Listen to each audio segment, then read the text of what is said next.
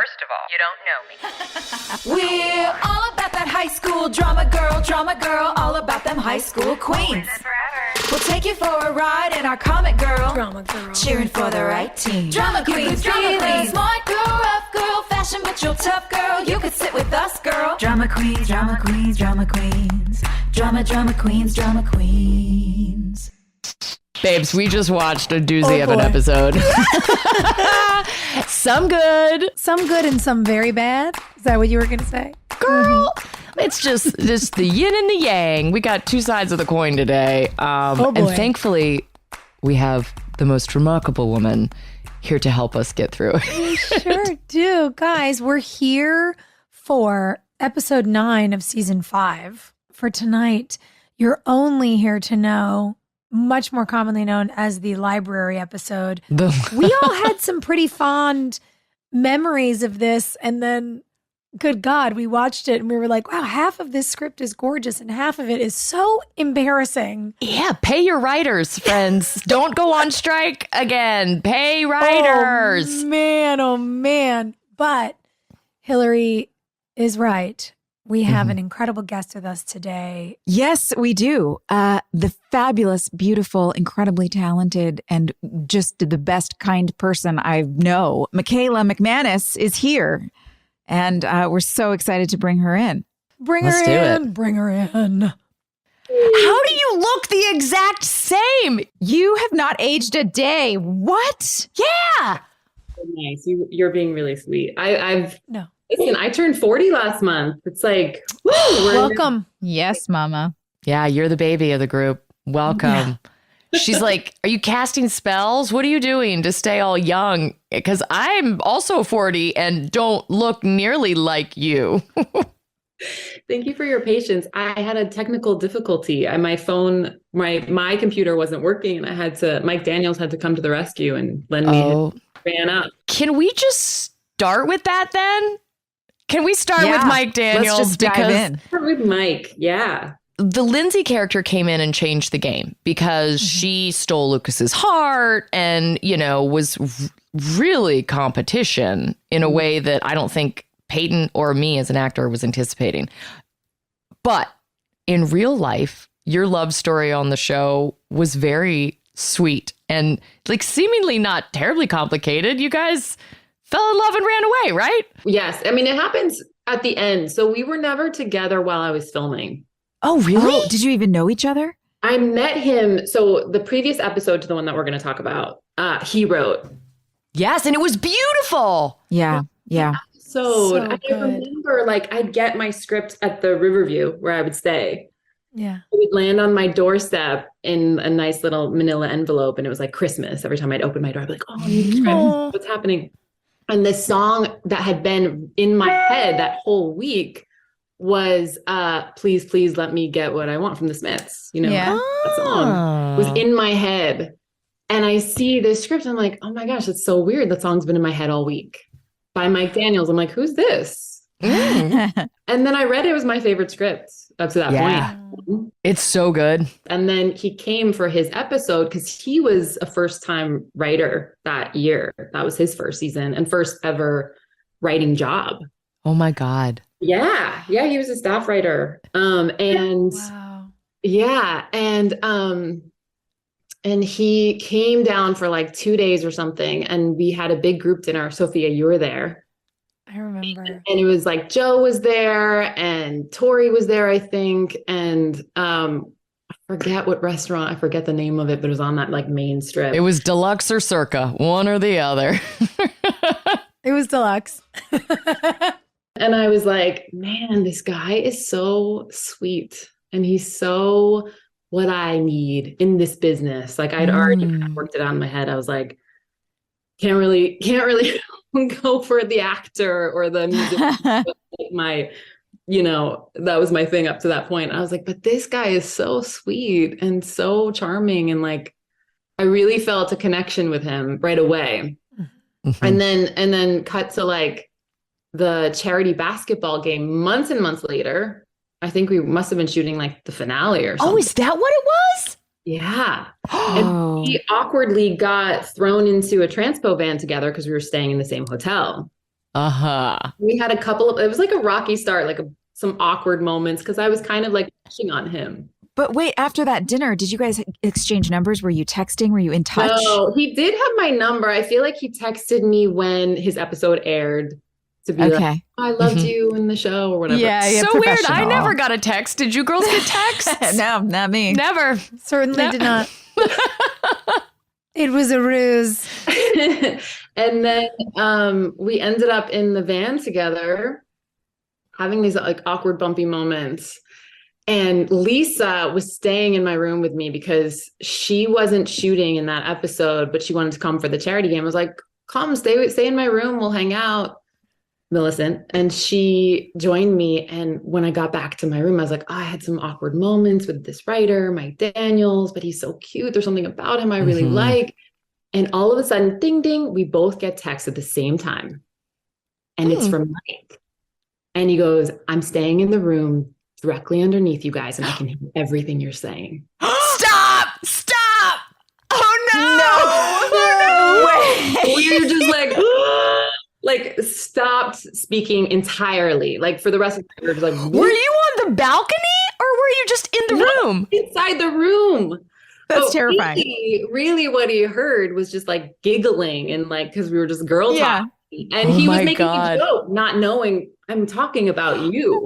That's amazing. Yes. So it was like even more awkward around him for the next few days. Like it took a minute for us to find He has no idea what he did at the time. Yeah. And then I think it wasn't until I was leaving the show and I was leaving to go directly to Law and Order. Yeah. And it was right before I got cast when we went on our first date. And then I was like, oh, I'm testing for the show. It's in New York. I was like, I guess that's kind of it, because we'd gone on one date and Mike was just like so sweet and just like all in. He was like, I'm going to red eye it every weekend. And we're gonna... Oh my God. Yeah. He was ready after date one. You guys are cute. Oh man, he's the best. And so how many years have you guys been married now? So we just had our 15-year dating anniversary. Oh, babe. I love that. 15 years together is awesome. Yeah. And then we married after 3 years together. Yeah. Right on. It's been like 12 years. Yeah. It's oh my God. so crazy. Listen, there's a lot of cringy shit that came out of the One Tree Hill years. I mean, we all made some bad choices, but your story with your husband is seemingly like the gold standard. Like, you did it. I mean, we have 3 little kids that are like One Tree Hill kids, Oh my it all God. started from this job. So it is I have a lot of gratitude for this job for that, And Did he stay on till the end? Or how many years did Mike work on the show? he was there for 3 years. Okay. Seasons 5, 6, and 7. Yeah. Yeah. Yeah. I mean, look, and I love that I just fucking love that you guys could have like gotten together and bitched about all the same people together. And it's like, it's so nice to have that outlet with your partner where it's like what Peyton says in this episode with Mia, where she's like, who do we hate? That is fun, man. Yeah. We just had a very different, we were like on opposite sides. I mean, he was always in LA. It was weird that he ever came to Wilmington because really the writers didn't come to set very much. So Yeah. No, not often. Yeah, they would get one trip a year maximum. Right. I want to say that this episode is when the writer's strike happened. It's like when it kicked in. So Mike might have been the last writer that was allowed to visit Wilmington because this episode that we'll talk about eventually was the first one where they were like, you cannot make any changes. If any changes happen to the script, it has to be like an actor improvising. So no one could tell us what to do. It was just like either say it exactly like it's on the page or you're quote unquote improvising. So it was really like murky and weird. So he made the last ship out. Had the strike happened like 1 week earlier, I might not have met him. I might not have had this whole life. Sliding doors. So bizarre. Well, I want to go back even further because you and Hilarie went to school. Did you both go to Fordham together or just did you? So when I was a freshman, Hilarie was a sophomore and she'd already like blown up. well, let's temper blown up. Like what's blown up at the time? Everybody knew who Hilarie was. When I got to campus, it was like did you hear about the story about Hilarie Burton? How she got discovered out on the streets, and we were all like kind of hoping the same thing would happen to us, I was going to the VMA, like standing by the red carpet and being like, maybe what happened to Hilarie? I loved the dorms. Like the success story. And then I remember, I don't know, maybe it was my junior year when One Tree Hill started airing. And I remember watching it in the dorm rooms with my friends. I was friends with Gardner. Oh, Gardner Llewellyn. I love that dude. Gardner was dating my roommate, Caroline. So they're like, we got to watch Hilarie. You lived with Caroline? Yes. Caroline was one of my freshman year roommates. We had so much like crossover with each other, and it was so exciting when you joined the cast. Because I was like, did you have Larry Saccharo? You did? Yeah, of course. Oh man.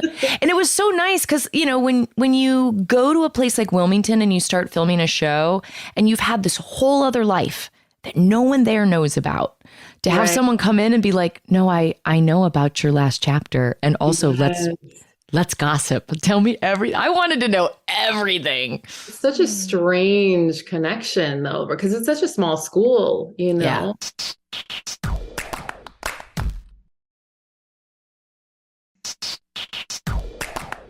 I just got my godson into the school. All he wants to do is work in the industry. And I was like, baby, you have to be in Manhattan. So let's just get you into the city. I love Fordham. And I reach out to get him into the school. And did you have Professor Papa Nicolau, the hot theology professor? No. Oh, girl. That was the highlight of being there. I reached out and they're like, oh, yes, you're an alumni of the school. Of course we can help you get your godson in. And I'm like, what are you talking about? I didn't get to graduate. And they were like, no. It says on all of our stuff, you're an alumni of the school. Mm-hmm. And I was like, I'm not. But if someone wants to give me a degree, that'd be cool. I'll take it. Like an honorary degree. I think they do that. Do you go back for like alumni stuff? It's been ages since I've been back. Yeah. All right. We're going to make a trip. I love that. I love that you guys knew each other and were like stomping around New York at the same time. So having watched the show when you were in college. Yeah. Because you had a, college classmate on it. Was it weird when you had to audition or did it help you feel familiar and like plot how you were going to come in and give everyone your take on who Lindsay was? I mean, how did that happen? I mean, at that moment in my life, I feel like I was just like throwing darts and like hoping something would stick, because after Fordham, I went straight to NYU grad and I was pursuing my master's in theater. I was really on a theater trajectory, and it's a 3-year program. It's a great program. And I'm midway through, like during my second year, a casting director sees me, leaves a little note in my cubby, and he's from AD. Yeah. And he's like, come up and maybe we can meet and maybe you can audition.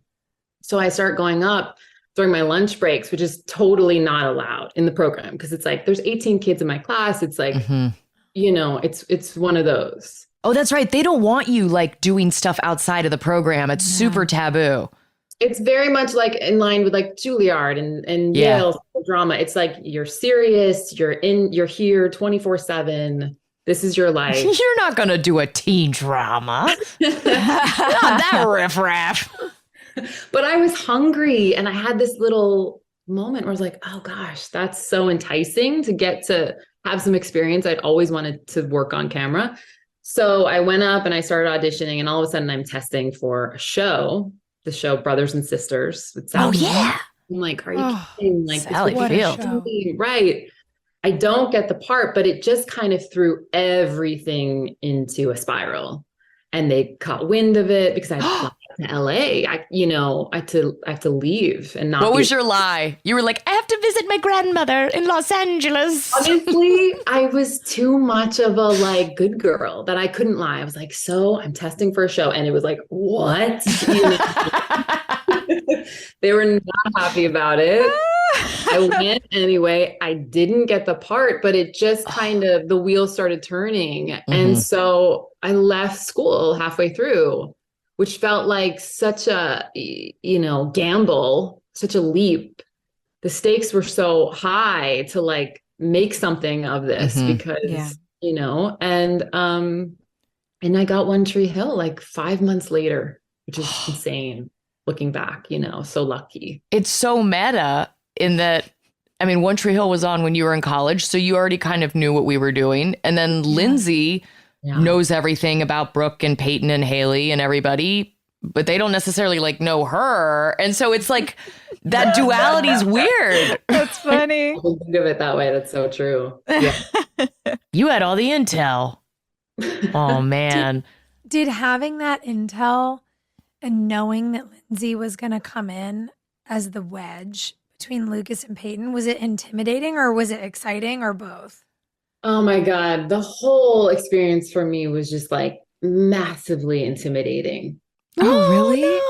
Oh my, I was so intimidated by you We guys. couldn't tell. No. It was a fake it till you make it kind of situation. Cause I was just like deer in headlights. This was totally new to me. I'd never worked in this medium before. And it's funny, like looking back at my performance, I'm like, oh my God. I It was learned. beautiful. Yeah, I don't know what you're talking about. We were all gaga over you because you were so much more mature than we were. Probably because we're all dropouts and stunted at whatever age we like stopped. You just seemed so you dropped much out of grad school. It's different. Yeah. No, you seemed so much steadier than I felt, you know? And so I was just like, wow, she's like glamour. Honestly, when I auditioned, it was supposed to be, well, what I was told, 3 episodes, I'm playing his boss, his editor. I had no idea I was love interest. Like in my memory, I didn't find out till I was down there. What?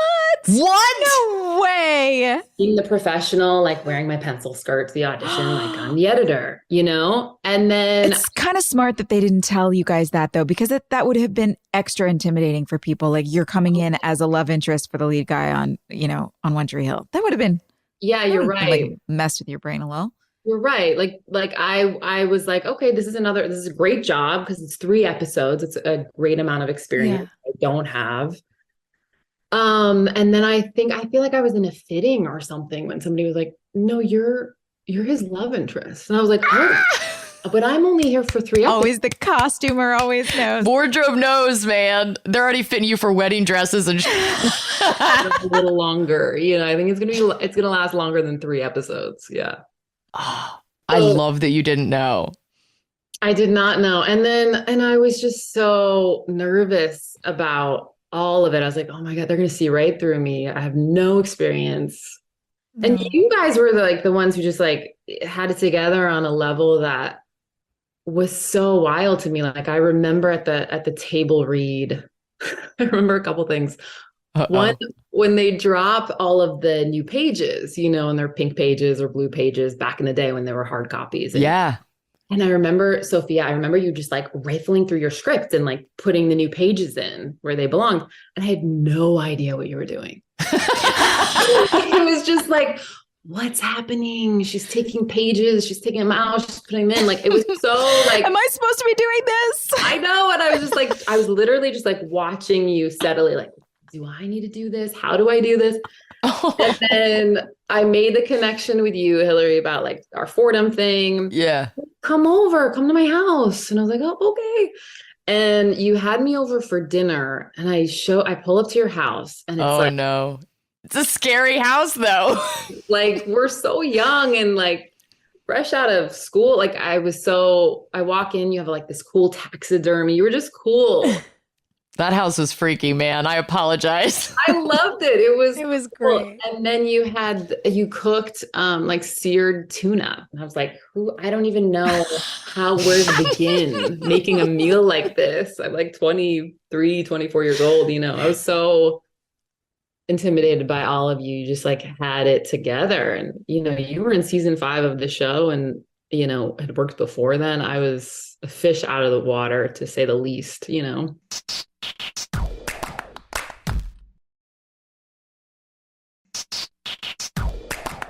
Well, you came in like right when all the toxic shit was going on. And I think there was a big like rush to make sure like you were okay. Like the nothing weird is going on with you. Like, we got to talk to her. We got to bring her into the fold real quick. Because we liked you so much right away. And I think that was surprising because you're supposed to be someone that I certainly was supposed to be combative with. And that was difficult because I really, really liked you. And was like, but I don't want to say mean things to her. That feels weird. Yeah. No, I felt that with you guys, all of you. And I think something that was always so clear, like, and we've talked about it in the episodes leading up to this one and to you joining us today, is your presence was so powerful from day one. And I remember like one night going to Yosaki with you and Lisa and you guys both just being like, okay, we've been here for a minute. Like, what's going on? I remember just like, God, we didn't say it then, but like the tea was spilt in every direction. And I was like, I will kill someone for these two. Yeah. And like, I don't know. It was so amazing to have incredible women come in. And yeah, I mean, to Hilarie's point, like, we knew what was up. We were like, what kind of texts are you getting? And are you okay? And and it was weird. It was a good year. Like, we got Tori, Lisa, and you, and Daphne. And Kate. And too. Kate Vogel. And everybody. Yeah. I mean, it was such a great influx of strong, smart, positive women. And I think too, what made me nervous was I got a call and it was like, just so you know, it can be really cliquey down there, you know, just look out. And I was like, oh God, because I like run the opposite direction when I can smell drama. I'm like, this is not my vibe, you know? And so I got down there, like kind of bracing myself. And I got like this invite to dinner from you. I remember going out the first night and Sophia, I remember you like pulling me out onto the dance floor and we were just like dancing. It was just like so open and welcoming. I remember going, Joy, to your house with Tori. I feel like we were like desserts or something. I don't know. I just remember you guys coming over. I don't know if I made dinner or if we just like, we hung out and drank wine and then went out. I can't remember. But I remember sitting there with you guys. It was the opposite of what Yeah. I was sort of bracing myself for. Yeah. But then it makes you second guess it. You're like, why are all these bitches being so nice? When's the other shoe going to drop? Honestly, I welcomed it. I was like, thank God, you know. Yeah. So when was the last time you watched One Tree Hill? Did you just watch this episode and it was the first one in ages? When I got word about this, I was like, okay, I need to catch up and, you know, do my homework and see, like, because I can't remember. It's been a minute. You know, what is the arc of my character? So I've been watching. Yes. I'm like, how do you guys do this? How do you do this every week? Because it is torture to watch. Stop it! No! God, I loved it. I mean, because for me, it's like watching a totally different person. Like, it was so long ago. And then, like, you know, you have kids, you have other jobs, you have a life, you have all these things that kind of sit in the middle between then and now. Yeah. And so it's just like making fun of somebody else. That feels better. That's a good way to look at it. And it's true. Like, I don't even recognize myself. I'm like, who is that person? The voice is different. Like, everything feels so different to me. Yeah. Oh. You're so good in it, though. I mean, what kind of stuff did you do growing up? How did you get involved in theater? Were you doing razzle-dazzle musicals like Joy and I? Or were you a thespian activist like Sophia? What were you doing? I wish I had a voice in me, but that was not my fate in life. But my mom did community theater. So I grew up watching my mom on stage. Oh. Yeah. I remember when I was... Does she still? She does. She does still. Oh, that's awesome. Wow. Yeah. My brothers and sisters, we just went back in February of the previous year to go see her star in a show. She's still doing it. And when I was 9, I saw her in Night Mother. Are you guys familiar with that play? No. It's very dark. It's dark. I don't want to spoil the ending, but it's pretty heavy at the ending. And I was so moved by it. I think that was really the first moment where I was like, oh, I want to do this, you know? Mhm. Wow. Yeah, I was watching my mom. Oh, that's so nice. But you work with your brothers a lot now. I've been so lucky to work with them a little bit. I mean, we did that movie like like 4 or 5 years ago. The Block You're Island. always like promoting them on your social media. And I'm like, she's the fucking best. I want a sister like Michaela. They've just been my champions like through and through. And we made our first movies together at like 12 years old when I was 12 and God, they were like 9 or something. We were doing movies, like horror movies, you know? And Yeah. so we've just been on this ride together and getting to do that movie with them. We shot back on the East Coast where I'm from. It was just next level, like passion project, you know? What's it called? It's called The Block Island Sound and it's on Netflix. Yeah. Like It did great. I'm so proud of them. And like, I'll do anything they do because we just have like this shorthand with each other and I feel so safe with them. I mean, I remember even during One Tree Hill when I had like moments where I'm like really, just like second guessing myself and I'm feeling insecure. They were like the first people I'd call. They were at Emerson. They were in college. And I was just like, I'm like on the ledge, help me get off it. And they would, they just say the right things and they're the best. And I have 2 older sisters too, who've just been like also such huge supporters. My family is like. Oh, that big old Irish Catholic family. Exactly. It's like the most supportive, the best. It's a hard business. So to have that foundation and have those people who support you, it's priceless. I don't know what I would do without it. Then you and Mike worked together again, right? You guys were doing that show here in New York. Yes, we did The Village together. Village. That was like an incredible year because I shot the pilot of The Village with Mike. And then I went basically straight to doing the movie with my brothers. It was like the best year of my life creatively because I'm with, like my best friends. Yeah. Projects that I feel so passionately about that I really believe in. That experience with Mike was next level. And then you just got to spend, how long were you in Yosemite doing National Park? Is it called National Park? It was called Criminal Nature. It was a pilot. Criminal Nature. They changed it. Yeah. I shot that last year, exactly this time, actually, in June. Which side note, Michaela's male lead in that pilot bought my ranch in California. Oh, really? Yeah. So funny.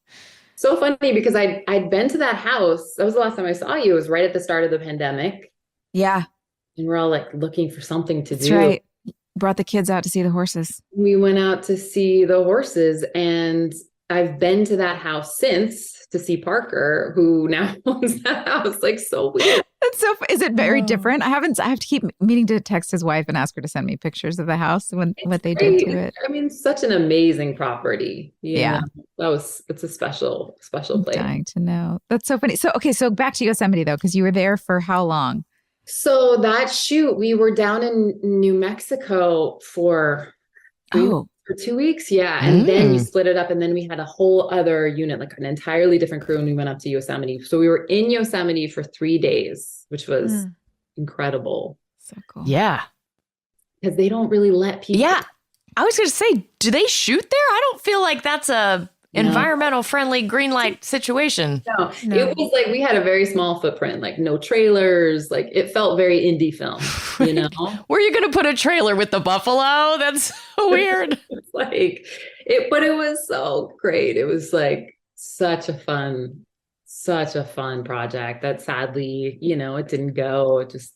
That's the way it goes sometimes in business, but you just never know. Yeah, you got to take them as one-offs. Yeah, some of the best things don't go, and some things that are meh go forever, and sometimes it's the other way around, and you just never know. You really don't. And it's like the things like The Village.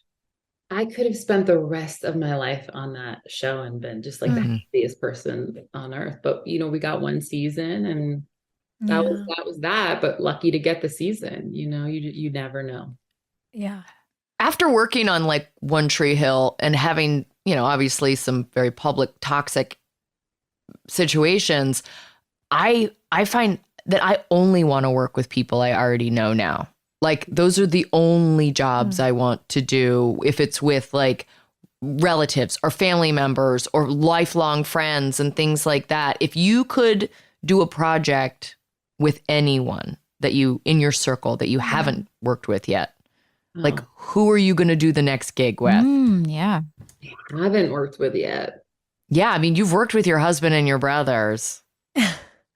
I know they're my top picks. Like that's so tricky because You're going to have to lure your mother off of the stage.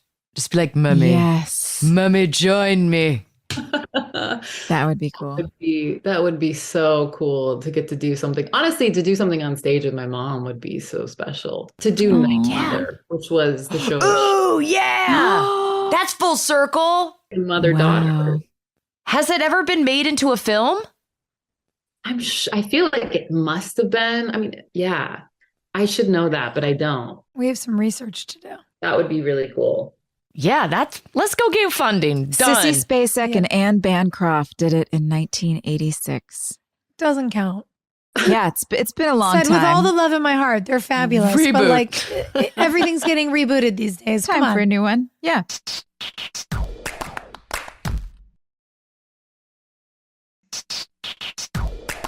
We have a whole butt ton of fan questions that we need to get to because people found out you were coming on, Michaela, and and they went bananas. flood. Yeah. Because these are all the people who want us to reboot our show. And since we have not, like, get very amped to get in on the fan questions and get the sort of behind the scenes perspective if you're game to play. Oh, absolutely. Let's do it. So from Cragen, okay, they're asking if you could have any other love interest, who would it be?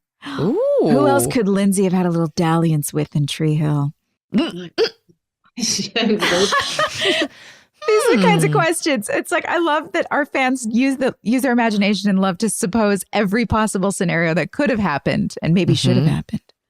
I mean, offset, I had the best time with Lee. Like, so much. We just had such a great relationship, hanging out. I love that kid. He's not a kid anymore, but had such a ball together. So let's say Lee. Let's throw Lee in the mix there. Very nice. Oh, I want to ask this one. Fraley asks, how did you feel about your style? Lindsay was 22 years old and ready for business meetings 24/7. Great. That's a great question. I mean, that's what I'm saying when I'm like, I look back and I'm like, who is this person? Because at the time, which you would never know, I was wearing like t-shirts and ripped jeans and Converse and so not, and I'm still, you were so rock and roll. So that girl, like I love a t-shirt and jeans. Like I'm in heels. I'm like, okay, when do I get to take them off? So, but for whatever reason, people often see me as this sort of polished and professional woman. Partly, I wonder if that has to do with my theater training and just sort of like, that's what I look back at and I hear in the way that I converse on the show. It's like everything had intention and everything had like, there was just like a certain... You had good posture. Like the concept of like throw it away. It wasn't there. Yeah, it was like Alexander technique, was just like, it's like the stage stuff. So it's so funny to see myself. I'm wearing those pencil skirts and those like, silk button downs and very structured. I did not recognize myself when I'd step onto set, but at the same time, I was like, I'm playing a character and this is who Lindsay is. I would be able to, like, let that go. Yeah. Also, like business wear was a thing that young women wore back in the early aughts. And I look back and I'm like, what were we doing? That was our one time in life to just be slutty and inappropriate. And instead we were wearing capri pants and matching sweater sets. Haley in this episode, the wardrobe was rough. It was like, lately, like as a teacher, it's like she became a teacher and then suddenly dressed in all business wear. That's it. That's all. I was super jealous of Peyton's clothes. Yeah. I was like, so cool all the time. Peyton had the best vibe this season. Totally. That was all Carol Cutshaw.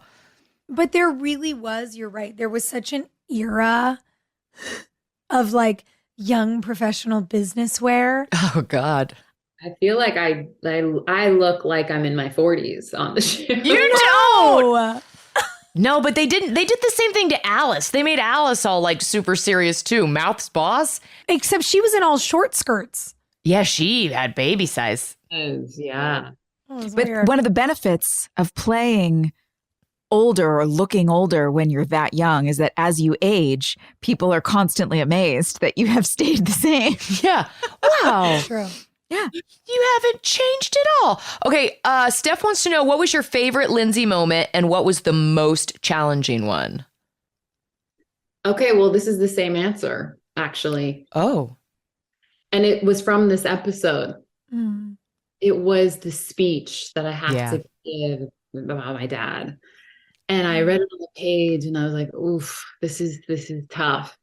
And again, like this was a new medium for me. And a lot of times in TV and film, you don't have the ramp. You just have to drop in and go. Mm-hmm. And I was super nervous about it.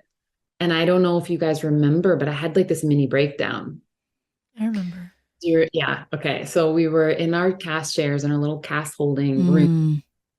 And we probably rehearsed it. But when you rehearse in TV, you know, it's like pretty quick and it's blocking and then off you go. And the cameras are going to set up and, you know, any minute now we'll call you in and then you'll deliver the scene and then we'll move on. Right. Yeah. So fast moving, so much pressure. And I was not used to it at the time. And so I'm sitting in the chair and it's the perfect time for touch up. So hair and makeup, they swoop in and I'm like trying to get into this headspace, which was super challenging. And I remember the tears, just like my eyes just start to well up and I just start to cry. And Sophia, you're like right across from me. And I think you're like reading a book and you look up and you see, and you're like, okay, everybody out. And you like come over and you're like, we need to give her some space. Is everything okay? How are you doing? And like Joy came over and you came over, Hilarie. Like everybody just kind of like, it was like group hug moment to like help me calm down and get my bearings. And like, it was so, I really look back at that moment because I really needed it. And you guys really cared for me in that moment.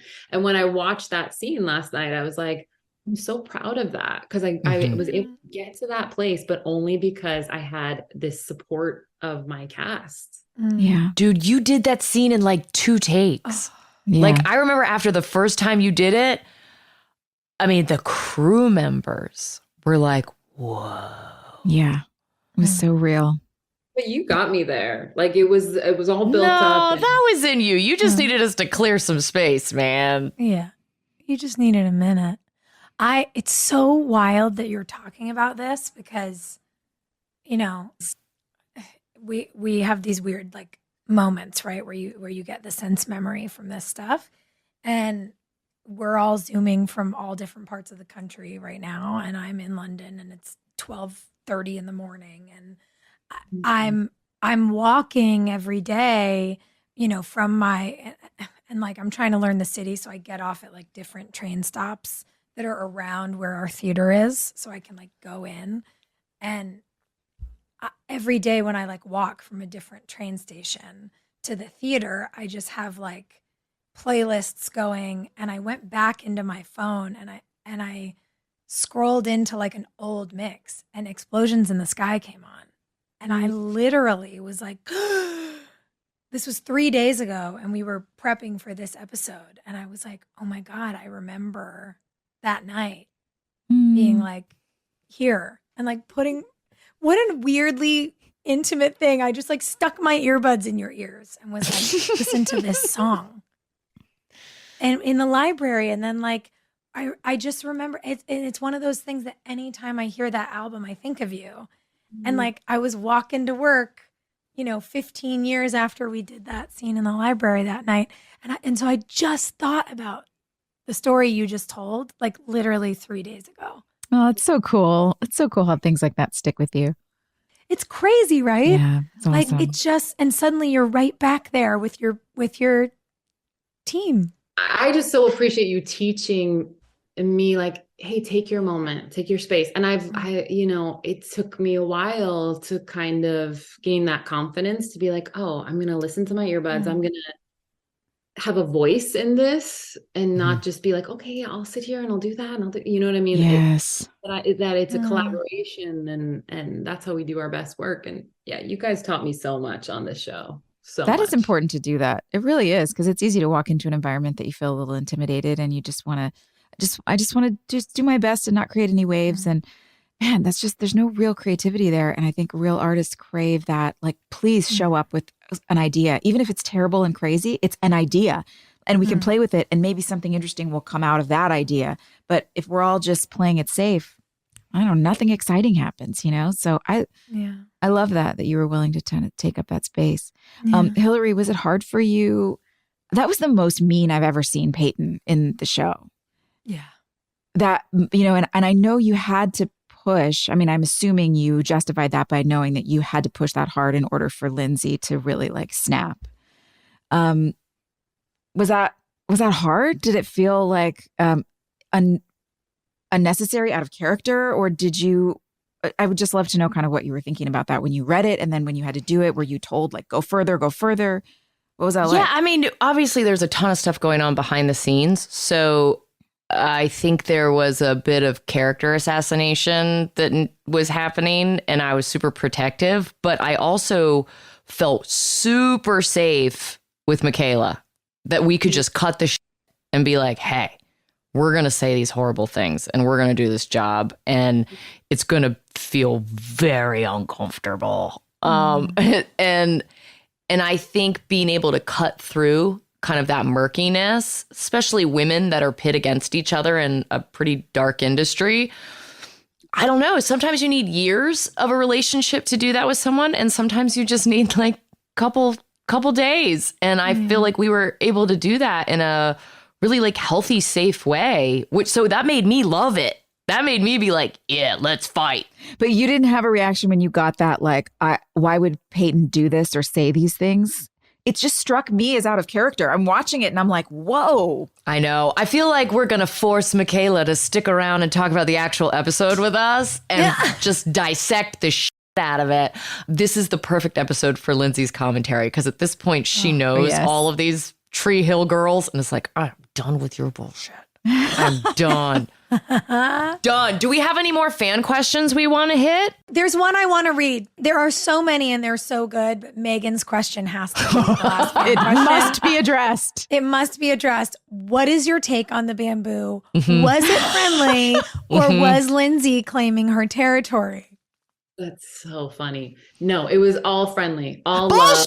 Bullshit, Michaela. Bullshit. But here's what's crazy too, is like, again, I showed up thinking I'm the boss. I have no idea I'm even the love interest. Like every day I'm getting new information. And that is the kind of crazy thing about episodic. It's like, you actually have no idea where your character's going, right? So like, just to go back to what Joy was saying about this particular episode, I was like, what's Lindsay saying now? Like, this isn't who I thought she was. Like, you're kind of being thrown this stuff. So in my Michaela way, probably, I was like, yeah, here's your bamboo. I have gotten so many fan reactions because a couple podcasts ago, Michaela, I was like, bullshit. She's claiming her territory. Oh, yeah. And we were all like, how come Haley didn't get one? The ex-girlfriends all got them. Yeah. Haley didn't get one. True. That's a good point, actually. That's a good point. Yeah. All I'm saying, I know what you were doing. I love the love triangle. It's so fun to play. Like, did you have fun doing it? Because we really did get to be like bitchy together. Yeah, we did. I mean, I was so grateful for the job. It was such a I really can't stress that enough. It was such a stressful moment for me to leave school. Yeah. And so then to get this opportunity, I just wanted to do right by everybody. I just wanted to learn. And I feel like I was a sponge. I mean, I just remember that my very first scene, I'm doing the scene with Chad and we're in bed and I'm wearing his shirt and it's like a scene. And I'm like, I'm blocking his light. I don't even know what I'm doing. Wait, did he give you the Michael Caine book? No, he didn't. Because listen, when we shot the pilot, I was in your exact same shoes. I was like, oh my God, I've done one episode of Dawson's Creek. I don't know any of these technical rules. And Chad took me out to Real Cafe and gave me a copy of that Michael Caine book, like Actors on Acting, or it was like a book about like how to hit your mark and learn the crew members' names. And it was just like a technique book. And it was so helpful. And he was the only person who could have given me that. Because like, what was it, like an AD going to give it to me? Like, here, dumb, read this. Yeah. No, he was super nice to me because again, I was just like super nervous. And like, I remember them putting the tape on the floor and Yeah. I was like I had no idea what the tape was about. And he's like, oh, that's your mark. Like he was Oh, babe. Yeah, it was nice. What's that tape about? It's fun. We got tape all over the floor up here. Yeah. Y'all making art? What is that? Oh, speaking of art, before we dive into the episode, Michaela, are you creating anything right now? For those of you who don't know, Michaela is an incredible fine artist, and I would love to know what you're up to. So nice, Joy. I mean, my hands are pretty full with these 3 little rascals. So I feel like I get my like art fix with crafting because I'm you know, so or, you know, we just renovated our house. So I love interior design and I love doing, you know, little home projects like that. Yeah. So I'm just like that. Those are my fun little side hobbies. Yeah. But it's always been a dream of mine to go back to art school. Because for me, it was like, I'm either going to pursue art or pursue acting. And I went the acting route. And it's like that sliding doors moment of like, well, what if? So who knows? Yeah, what's Lindsay doing? One of the last questions is, how do you envision Lindsay's life playing out after leaving Lucas? Is she just like taking classes at RISD and painting? Yeah, I love that. She goes to Rhode Island. Great. Yeah. Yes. Definitely not in Tree Hill anymore. She had to leave Tree Hill behind and start a new life and find something like 100% into her, you know? Yeah. Deserve that. She did. Yeah. I'm all for it. Okay, so we're going to talk about this episode, but you guys are going to have to, the listeners at home are going to have to wait. And I can't wait to break this one down. So juicy. Yeah. Can't wait. Thanks for hanging. Hey, thanks for listening. Don't forget to leave us a review. You can also follow us on Instagram at DramaQueensOTH. Or email us at dramaqueens@iHeartRadio.com. See you next time. We're all about that high school drama girl, all about them high school queens. We'll take you for a ride in our comic girl, cheering for the right team. Drama queens, smart girl, rough girl, fashion but you're tough girl. You could sit with us, girl. Drama queens, drama queens, drama queens, drama queens, drama queens.